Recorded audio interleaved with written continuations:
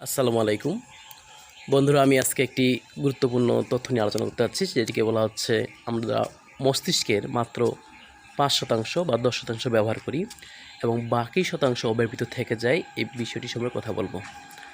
সাধারণত আমরা জানি বা অনেকেই মনে করি আমাদের মস্তিষ্কের মাত্র 5% বা 10% ব্যবহার হয় এবং বাকি অংশ অব্যবহৃত থেকে যায়।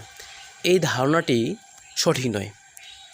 বর্তমানে বিভিন্ন রকম প্রযুক্তির সাহায্যে প্রমাণ করা গেছে যে মস্তিষ্কের আমরা শতভাগই ব্যবহার করি, এবং যদি শতভাগ ব্যবহার না করতাম তার পক্ষে কিছু যুক্তি রয়েছে যে মস্তিষ্কের যদি অল্প কোনো অংশ ক্ষতিগ্রস্ত হয় তাহলে দেখা যায় মানুষের বিভিন্ন কার্যক্রমে সমস্যা দেখা দেয়। যার কারণে মনে করা হয় বা প্রমাণ হিসেবে ধরে নেওয়া হয় যে মস্তিষ্কের শতভাগ অর্থাৎ 100% আমরা ব্যবহার করি।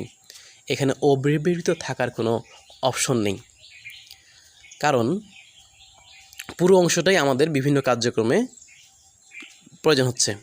এবং হিসেব করে দেখা গেছে আমাদের শরীরের প্রায় 20% শক্তি মস্তিষ্কই ব্যবহার করে।